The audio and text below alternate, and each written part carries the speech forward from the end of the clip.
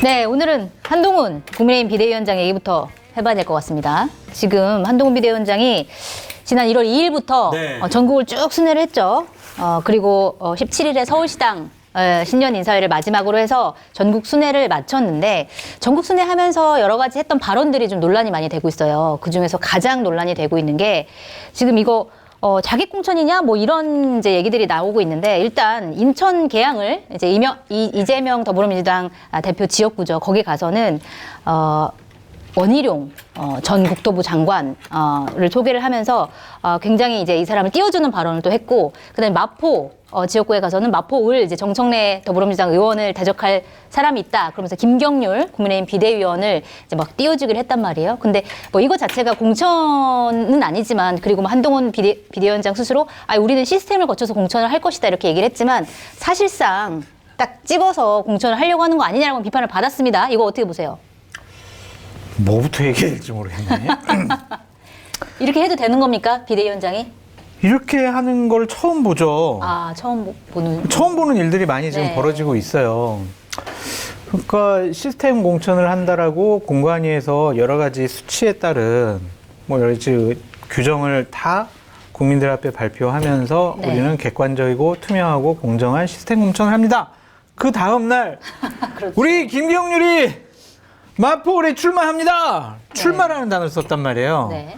공천을 줘야 출마를 하죠. 네. 그럼 거기 있는 김성동 의원은 어떻게 하냐고요. 세 번은 저는. 그 지역구에 계속 네. 나왔었던.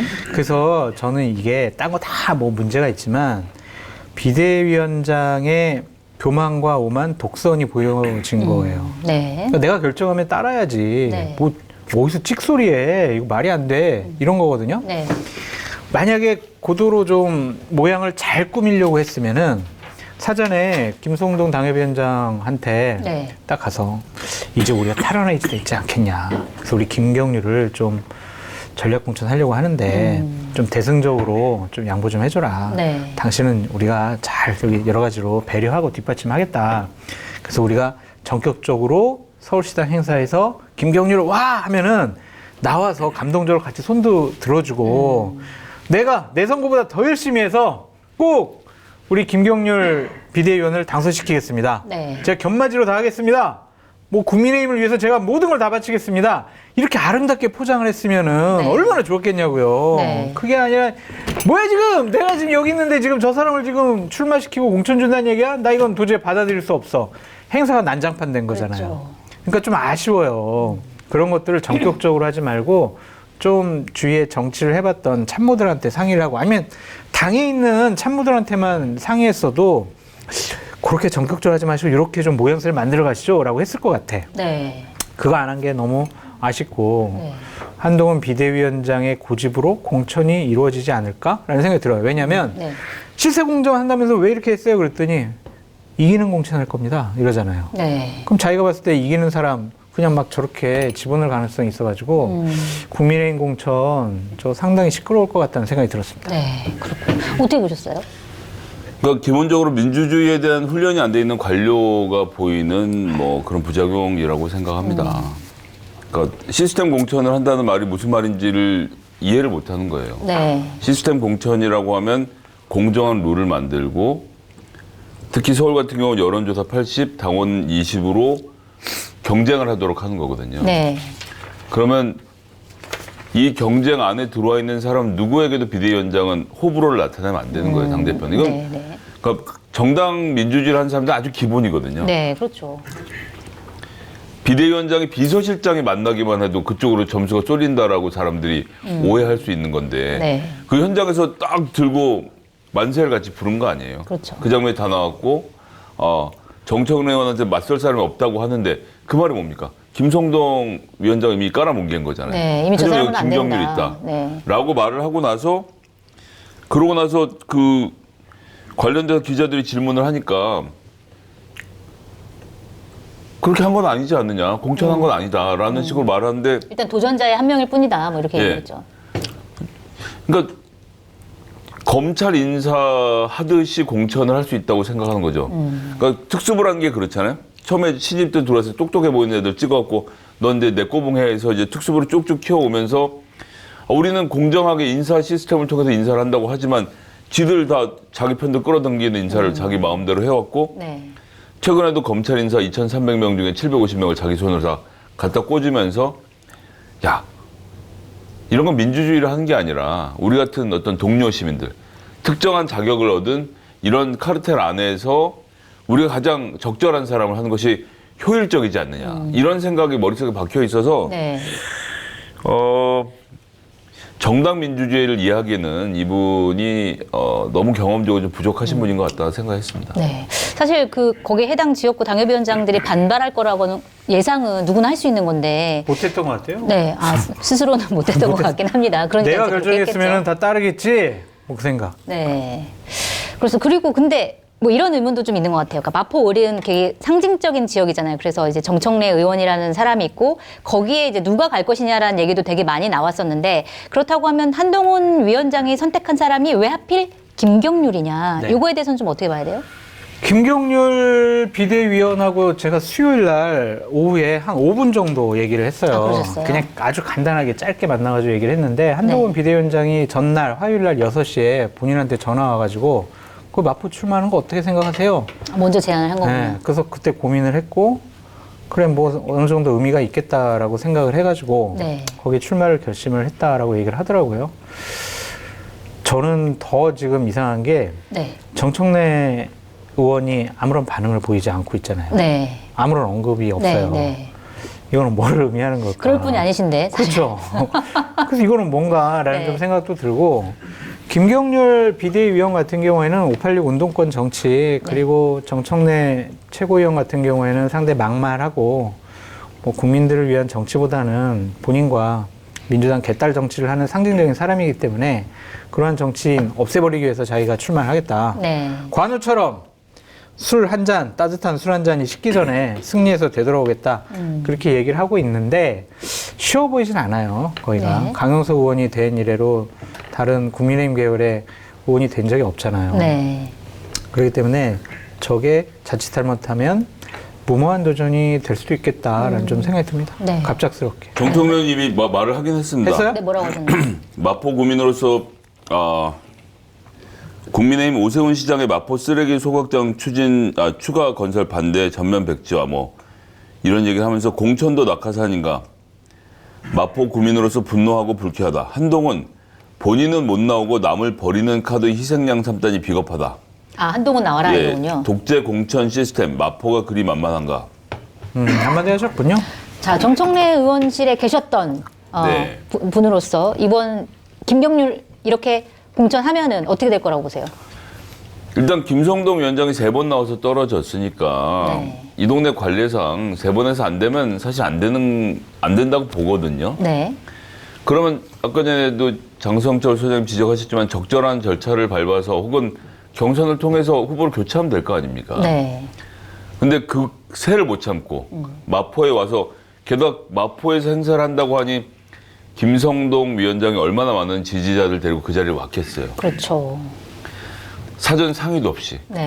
그 자리에서 김성동 부르지도 않고 김경률을 불러다 세우는 것 자체가 그 지역위원회에 주는 충격을 생각해야 돼요. 네, 맞습니다. 그러니까 한동훈 비대위원장 입장에서는 그러한 그러니까 개딸들이나 네. 거기에 모여있는 김성동 지지자들을 다 같은 수준으로 보는 거잖아요. 니들이 무슨 결정 권한 있어? 내가 정하는 거지. 네. 라는 것을 풍기고 시작을 했기 때문에 네. 정청래 의원에 대한 호불호를 떠나서 국민의힘 마포울 당원들이 한동훈 장관이 저렇게 말씀하셨으니까 우리가 힘을 합쳐서 김경률을 도와야지 이런 마음이 들겠어요? 거기 있는 시구위원들 거기서 막 소리 지르다 끌려나가고 네. 막 소리 지르면서 항의하고 퇴장했다고 하는데 네네. 그거 자체가 어렵다라고 보고 네. 일단 당내 분열이 먼저 날 수도 있겠네요. 그렇고 정청래 의원에 대해서 쏟아지는 이 막말들도 역시나 그리고 막말하면 대마왕이 김경률 회계사지 않습니까? 옛날에 뭐 수많은 거친 이야기들 했던 장본인이기도 하고 그리고 386의 대표적인 주자라고 하는데 정청래 의원 386 그룹에서는 정청래 의원은 386으로 여기지 않아요. 아, 그래요? 그리고 정청래 의원이 누군가의 386의 도움을 받아서 젊은 피로 영입돼서 그 자리를 들어갔습니까? 아니거든요. 네. 386, 그러니까 대학 때 운동했던 건 사실이지만 사회에 나와서 학원을 해서 돈을 벌고 그 지역에서 학원 원장으로 이름을 알려서 그 지역 정치인으로 성장한 사람입니다. 네. 운동권끼리 밀어주고 끌어주고 하는 자리에 들어가 있지도 않은 사람한테 386 척결을 말하는 것도 되게 이상하고 전반적으로 아무런 준비가 안 된 채로 즉흥적으로 자기 아는 사람들 뭐 김경률 한 일은 따로 없죠. 한동훈 위원장은 몇 가지 조건 본다고 제가 말씀드렸잖아요. 많은 분들이 놓치고 있는 지원금에 대해서 소개를 해드리려고 합니다. 아니 진짜 돈을 주는 건가요? 그런가 봐요. 네. 집에서 인터넷 정수기 다들 사용하고 계시죠? 그런데 약정이 끝나고 가만히 두면 지원금을 한 푼도 못 받고 손해라는 사실 알고 계셨나요? 인터넷 가전 렌탈 대리점 아정당에 전화 한 통이면 인터넷 TV는 최대 47만 원, 정수기는 최대 30만 원, 둘 다 바꾸면 최대 77만 원을 설치 당일 받으실 수 있습니다. 아정당이 뭔 말이에요? 아, 정당하게 받자. 아정당. 자, 두 분은 인터넷 약정 끝나면 어떻게 하세요? 어떻게 하세요? 아니 저는 집에 가서 확인해 봐야겠네요. 약정이 끝났거나 약정이 끝나가면 아정당에 문의해 봐야 될 것 같아요. 아, 굉장히 대본에 충실하시네요. 아 진짜 한번 알아봐야 되겠네. 두 분 혹시 통영에 가보셨나요? 그럼요. 네, 가봤죠. 해산물의 천국이죠, 진짜. 근데 통영을 그대로 옮겨놓은 것 같습니다 지금. 맞습니다. 지금 스튜디오에 맛있는 냄새가 지금. 자, 오늘 준비된 음식. 지난 방송에서 진행이 힘들 정도로 두 분이 아주 맛있게 드셨던 굴과 가리비, 장어 추어탕과 장어구이, 해산물장, 사형제에 이어서 이번 시간에는 다양한 건어물들이 오징어의 딱딱함을 잡은 말캉말캉한 바베큐 오징어, 매콤하고 짭조름한 맛을 더한 청춘 오징어, 최고급 어육으로 만든 꼬리 아귀포. 네이버 쇼핑에서 통영 해인을 검색하시면 구매하실 수 있고요. 이거 바베큐 오징어 맛있습니다. 술안주로 좋겠지. 맥주랑 먹으니까 진짜 기가 그러니까요. 막힙니다. 이건 제가 싸가려고 사간 게 아니라 제가 다 손을 댔기 때문에 좀 약간 그 위생상의 문제가 있으니까 나가는 길에 좀 싸주세요. 전반적으로 아무런 준비가 안 된 채로 즉흥적으로 자기 아는 사람들 뭐 김경률 한 일은 따로 없죠.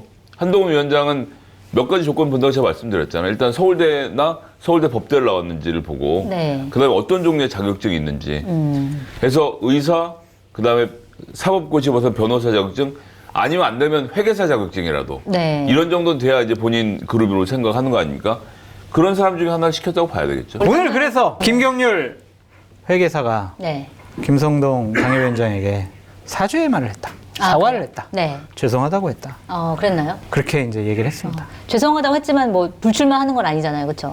안 하겠죠. 뭐 본인이 이제 후보라고 생각할 텐데.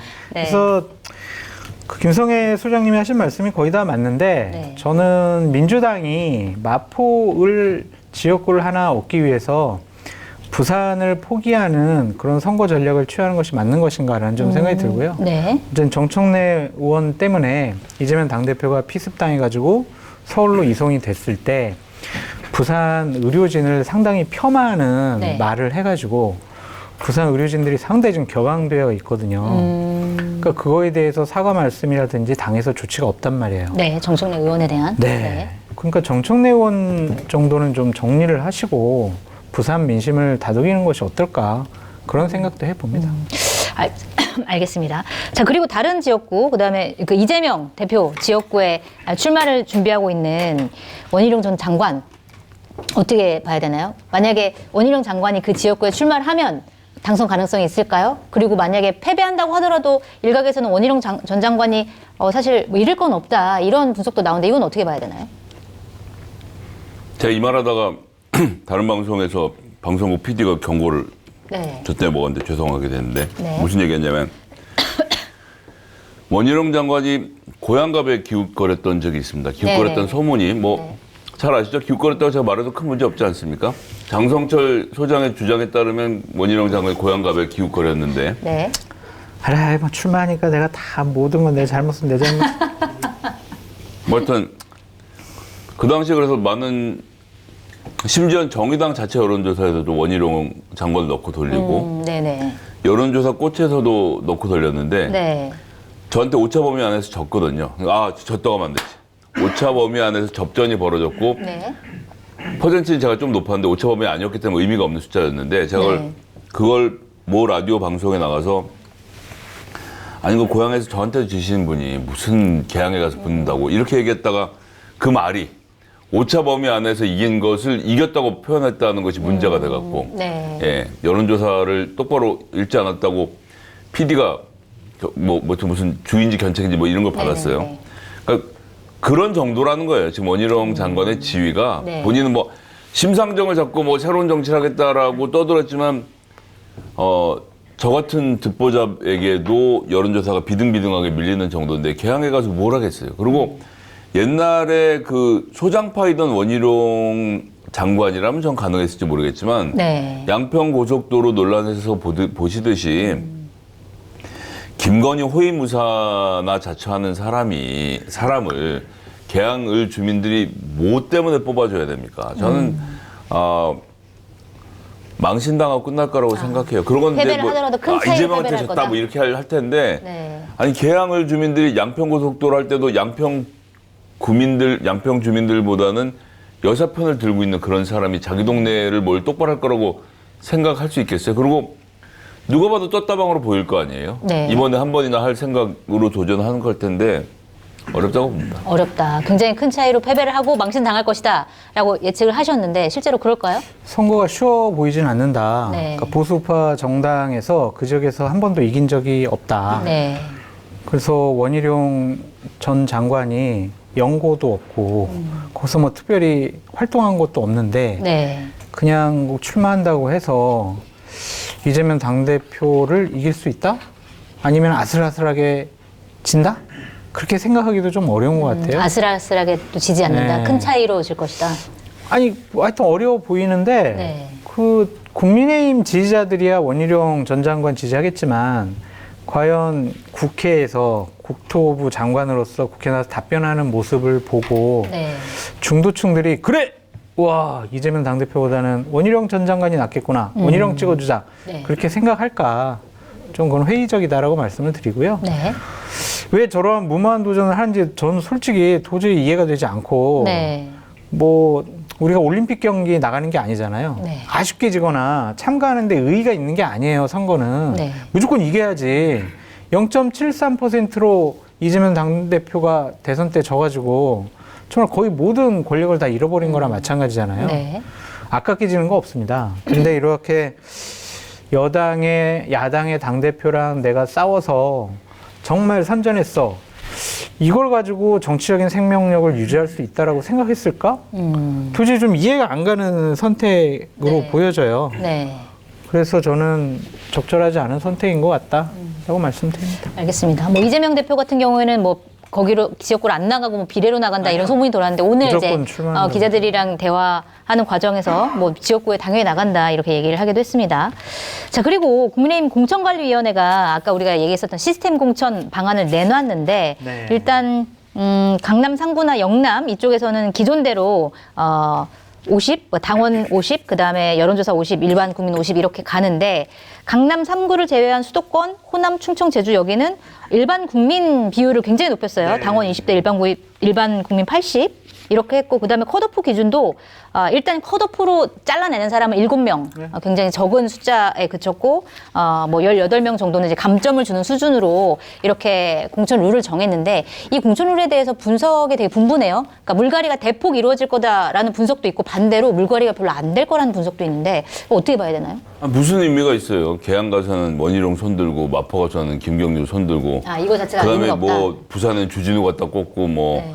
이미 그러니까 100석을 기준으로 놓고 보면 한 3, 40석 정도를 자기들이 원하는 자리를 박으면 100명을 다 찾을 수도 없거든요. 특수부의 그 전형적인 쪼가 있습니다. 2,300명의 검사 중에 특수부라고 불릴 만한 사람들은 200명, 100에서 200 정도 안팎인데 네. 이 사람들만 잘하면 나머지들은 따라온다. 자기들은 셰퍼드, 양떼를 이끄는 목자들이고 그다음에 나머지는 양떼라고 생각하는 그런 사고방식을 가진 사람들이라서 네. 120명을 전부 다 친윤으로 한데 이게 중요한 게 아니고요.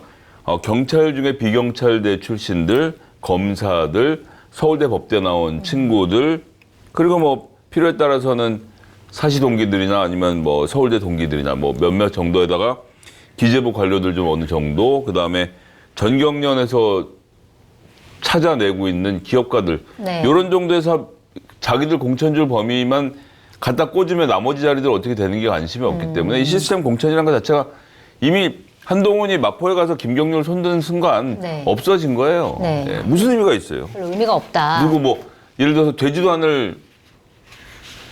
않다니까 말하기가 좀 그렇긴 한데 예를 들면 되지도 않을 강북이라고 해봅시다. 네. 강북의 시스템 공천에 누굴 뽑아 올린들 본선에서 안 되는데 네. 예, 무슨 소용이 있어요? 알겠습니다. 이 공천 자체가 시스템 공천이 의미 자체가 없다 이렇게 평가를 해주셨는데 어떻게 보세요? 정확하게 맞죠? 저도 그렇게 봐요. 아니 중요한 건 어쨌든 이걸 통해서 물갈이를 할 수 있다 아니면 할 수 없다 어떻게 보세요? 물갈이가 되나요? 안 되나요? 이것만 가지고도 할 수가 있죠. 왜냐면은 동일 지역 3선 이상 22명은 경선 득표율에서 15% 삭감, 네. 권역별 하위 20% 삭감, 그리고 최대한 3선 이상 동일 지역에 있는 사람들은 35% 삭감이 되잖아요. 네. 그러니까 이렇게 삭감하는 거는 처음 본 것 같아요. 근데 뭐 일각에서는 그래도 그 지역구에서 3선 이상 해서 굉장히 그 지역구 상황이 튼튼하기 때문에 그 정도 삭감한 걸로 현역 의원이 떨어지진 않을 거다 또 이런 시각도 있어가지고. 떨어지지 않을 거면 왜 이렇게 삭감을 한대요? 그러니까 떨어뜨리려고 이렇게 네. 삭감하는 거고, 우리가 또 유의 있게 봐야 되는 것은 현역 의원 지역에 도전하는 신인에게는 20% 가산점이 있어요. 네. 그러면은 삼선 현역 의원은 35% 감점을 받고 네. 신인은 20% 가산점을 받으면 차이가 더 벌어지는 55%를 마이너스를 받고 시작하는 거예요. 네. 현역이. 네. 못 이겨요. 경선에서. 그것도 네. 봐봐요. 유리한 지역, 강남, 상구, 강원, 영남은 당원 50%, 일반 국민 50%예요. 네. 당원은요, 딱 이제 여론조사를 해보면 윤석열 대통령실에서 측근으로, 참모로, 비서관으로, 수석으로, 장관으로, 차관으로 일했대라고 하면은 찍어주나요? 당원들은 아마 윤석열 대통령 편들어줄 가능성이 높단 말이에요. 네. 그렇기 때문에 이거는 3선 이상 중진들 물갈이를 위한 시스템 공천이다라고 네. 볼 수밖에 없죠. 그럼 물갈이를 위한 시스템 공천. 네, 물갈이를. 그리고 이제 네. 국민의힘 같은 경우에는 민주당도 좀 뭐 마찬가지인데 20% 정도로 우선 공천, 단수 공천을 할 수가 있어요. 네. 근데 그것에 여러 가지 규정들이 있는데 거기에 마지막 규정이 뭐냐면 경쟁력이 현저하게 떨어졌을 때 이러거든요. 네. 그걸 어떻게 할 거냐고요. 그러니까 여의도 연구원에서 여론조사를 할 거예요. 네. 그래서 뭐 상대 후보랑 해봤을 때 두 자리 숫자 이상으로 차이 나면 경쟁력이 없어. 이렇게 떨어뜨리는데 네. 만약에 이제 그렇게 컷오프 당한 사람이 아니 내가 왜 경쟁력이 없어? 뭐 때문이야? 이유는 알려줘. 여론조사 했어? 여론조사 나한테 좀 보여줘. 절대로 안 보여줘요. 그래요? 절대로 안 보여줘. 네. 그렇기 때문에 그냥 컷오프 당하면은 경쟁력 없어 컷오프 하면은 그냥 하다가 당하는 거예요. 근데 그럼 불만을 제기할 수밖에 없겠네요. 그거를 안 보여주면 제기를 다 해요. 제기를 다 하는데 그래도 보여준 사례가 한 번도 없어요. 네. 그렇기 때문에 이것은 공관위에서 알아서 컷오프하고 그냥 용산공천 하겠다라는 네. 강한 의지의 표현을 이렇게 체계적으로 시스템적으로 만든 것이 시스템 아니냐. 공천을 빙자하여 네. 윤석열 라인을 내려 꽂기 위한 거다. 그러니까 그렇게 볼 수밖에 없어요. 지금 이렇게 보면 예를 들면은 이제 유리한 대구 경북 지역 같은 경우도 현역 의원 한 명하고 네. 대통령실에서 근무했던 수석 비서관, 네. 뭐 장관, 차관 둘이 한번 딱 붙여봐요 경선을. 네. 그래서 50대 50이야. 네. 누가 유리하겠냐고. 여기는 55% 마이너스 시작하고 네. 또 당원들 50% 여론조사인데 누가 이기겠냐고요. 게임의 룰이 불공정한 거예요, 이거는. 네. 알겠습니다. 그거에 비해서는 상대적으로 이렇게 불만의 목소리가 막 표출되거나 그런 것 같지는 나는 않은데. 아니다라고 생각을 하니까. 나는 나는 그러지 아닐 않을 거다. 거야. 내 지역구는 아닐 거야. 네, 그렇게 네. 생각하는 거죠. 그럼 한 이게 손엔 공천권, 한 손엔 기소권을 들고 있다라고 생각하는 사람들이 있겠죠. 사실은 그렇지 않습니다. 한동훈 비대위원장에게 어디 기소권이 있습니까? 네. 알겠습니다. 자, 그리고 이것도 좀 화제가 돼서 얘기를 해봐야 될 것 같은데, 한동훈 위원장이 이렇게 얘기했습니다. 총선 이후에 1호 법안을 우리가 내겠다. 뭐냐? 300명인 국회의원 정수를 250명으로 50명 줄이겠다. 이 얘기를 했는데, 사실 이게 정치 혐오를 기반으로 한 포퓰리즘 정책을 내보내는 거 아니냐라는 비판이 굉장히 많거든요. 이건 어떻게 보세요? 저는 반대해요. 왜냐하면 지금 행정 권력이 너무나 세졌어요. 네. 그래서 국회에서 견제를 해야 되고 국정감사를 통해서 여러 가지 감시 감독을 해야 되는데 네. 그것을 의원 정원을 줄인다라고 하면은 네. 제일 좋아하는 때가 행정부 그리고 대통령실 네. 거기서 제일 좋아할 거예요. 어. 그래서 저는 이거는 그냥 국민들이 야 의원들 놀고 먹는 사람들 나빠 돈 봉투나 받는 사람들 저 정말 그냥 비도덕적이고 부도덕하고 뭐 돈이나 챙기고 기득권만 유지하려고 하는 연봉 1억 5천이나 받고 보좌진들 9명이나 있고 저것들 도대체 뭐 하는 거야 진짜 도대체 네. 이렇게 상당히 정치권에 대한 불신이 심하니까 네. 그것을 편성하는 것으로 보여지는데 여러 가지 부작용들이 있거든요. 네. 그러면은 제가 50명을 감축하는 이유는 첫째, 둘째, 셋째, 넷째 이렇습니다라고 논리적으로 얘기를 해야 되는데 그냥 1호 법안 해가지고 감축하겠습니다. 근데 더 웃긴 거는 네. 거기가 이제 당협위원장들, 의원들 모아놓은 자리였잖아요. 거기 있는 사람들이 막 박수치고 앉아있어. 의원 숫자를 줄이겠다는데. 네. 그건 이해가 안 가네요. 출마하겠다는 사람들이 의원 네. 숫자 줄이겠다는데 박수치고 있어. 네. 이게 뭐지? 이상한 사람들이다. 그런 생각이 좀 들었어요. 사실 국회의원이라는 사람이 국민을 대리해서 대표해가지고 정치를 하는 사람인데 그러면 국민을 대리하는 숫자를 그만큼 줄이겠다는 얘기면 기득권이 그만큼 커진다라는 얘기인데 네. 그거 좀 약간 이해 안 가는 측면이 있었는데 어떻게 보셨어요? 그 한동훈이라는 사람 혹은 한동훈을 이제 윤석열 정점으로 한 사법시험을 합격한 검사 카르텔의 세계관 안에서는 네. 개딸 따위들의 지지를 받고 국회의원이 되고 있는 민주당의 국회의원이란 건 아무것도 아니라는 거예요. 저런 사람들이 저런 그 개딸들 같은 사람들의 어떤 저런 억지 주장들을 받아서 그걸 국회라는 공간까지 끌고 와서 법을 만들고 있는 현실 자체에 대해서 개탄을 하는 거죠. 네. 그럼 이걸 누가 만들어야 되냐? 네. fellow citizens. 나와 내 주변에 있는 그 좀 웬만한 대학도 나오고 네. 뭐 사법 시험이 좀 어렵다고 한다면 최소한 회계사 시험이나 네.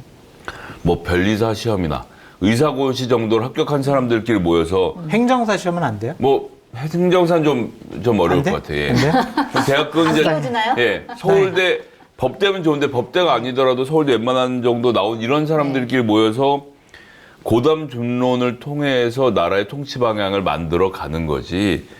그 무슨 뭐 해갖고 동네에서 말도 잘 못하는데 뭐 이렇게 해갖고 국회의원에 앉아있는 애들이 나라를 이끌면 안 된다는 걸 자기가 법무부 장관 하면서 대거를 해보면서 더 느낀 거죠. 야, 적어줘야 돼, 더. 그래서 행정부가 그러니까 이런 식으로 아주 정확하고 공정한 사법시험과 행정고시를 통해서 자격을 얻은 사람들끼리 나라를 운영하는데 그것을 감시하고 방해하는 국회는 점점 더 숫자를 줄여야 된다라는 그런 망상적인 세계관 안에서 모든 문제를 바라보니까 주변에서 아마 다 박수를 칠 거예요. 그 주변 사람들이 그런 것이고 그가 얘기하는 공화 시민, 네. 동료 시민이라는 것은 굉장히 한정적인 범위라는 것. 그러니까 민주주의가 전체 국민이 투표를 하게 만든 이 시스템 자체에 대해서는 저는 굉장히 좀 부정적으로 보고 있는 분 아닌가. 네. 그렇게까지. 네. 네, 완전히 민주주의의 후퇴까지도 갈 수 있다라는 취지의 말씀이었는데 굉장히 무섭네요. 어떻게 되는지 좀 지켜보도록 하고요. 이게 3인방이 있잖아요. 네. 의원 정수 축소 3인방. 안철수. 허경영. 거기에 허경영이 들어가는군요. 4인방이네. 한동훈, 김기현. 김기현 대표도 30석? 10% 네. 감축한다고 그랬죠? 네, 네, 김기현 네. 대표. 공교롭게도 김기현 씨도 서울대 법대 판사 출신. 이재명 대표는 의원 정수 감축 얘기 안 했어요? 그러니까 문재인 대통령 같은 경우는 정수를 늘려야 된다고 말했었고요. 정수를 늘리는 게 전 세계적인 그 기준으로 봐서도 그게 맞는 것 같은데. 그래서 지금- 그냥 네. 보좌진 수나 네. 아니면은 국회의원 보수를 좀 캡으로 씌워가지고 한정을 해놓고 맞아요. 그래서 좀 의원 수를 늘려가지고 행정 권력을 견제하고 감시해야 된다라고 네. 꼭 좀 말씀드릴 수밖에 없어요. 네, 알겠습니다. 국민들도 좀 그런 부분들을 좀 이해를 많이 하시면 좋을 것 같고요.